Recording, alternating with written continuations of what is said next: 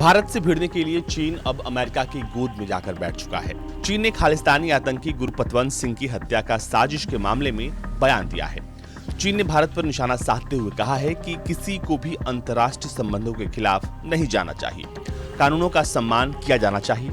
चीनी विदेश मंत्रालय की ओर से जारी बयान में कहा गया है, चीन ने अमेरिका के उस कथित आरोप पर गौर किया है कि भारत ने एक अमेरिकी सिख नेता की हत्या के लिए भाड़े के बदले हत्या की साजिश रची थी।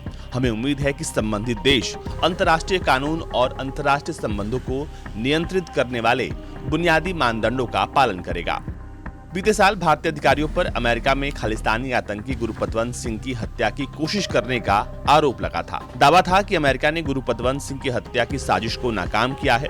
अमेरिका ने इस साजिश में भारत के कुछ अफसरों के शामिल होने से जुड़ी चिंताओं को उठाया था, जिसके बाद भारत के विदेश मंत्रालय ने मामले में जांच की बात कही थी। दोनों देशों के बीच इस मुद्दे में अब चीन कूद गया और अमेरिका की भाषा में बोलते हुए उसने भारत पर निशाना साधने की कोशिश की है।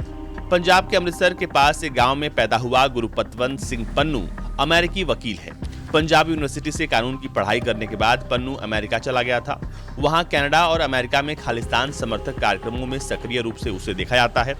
पन्नू के पास अमेरिका और कनाडा की दोहरी नागरिकता है। गुरपतवंत सिंह पन्नू को भारत ने साल 2020 में आतंकवादी घोषित कर दिया था। दरअसल बीते जून में कनाडा में खालिस्तानी आतंकी हरदीप सिंह निज्जर की गोली मारकर हत्या कर दी गई थी। निज्जर हत्याकांड में कनाडाई प्रधानमंत्री जस्टिन ट्रूडो ने भारत का हाथ होने का आरोप लगाया था। इसके बाद अमेरिका में पन्नू की हत्या की साजिश रचने के लिए भारत पर दोबारा उंगली उठाई गई और अब इसी उंगली में चीन ने अपना हाथ दे दिया है। भारत बार बार कह चुका है कि भारत के आंतरिक मसलों पर किसी और को बोलने का कोई अधिकार नहीं है, लेकिन चीन इस बात से बाज नहीं आ रहा है। अब गुरपतवंत सिंह की हत्या की साजिश के आरोप जिन पर लगाए गए हैं, उनको लेकर अमेरिका अब तक कोई ठोस सबूत पेश नहीं कर पाया है। फिलहाल इस पूरे मामले की जांच हो रही है और जांच के बाद ही दूध का दूध, पानी का पानी होगा।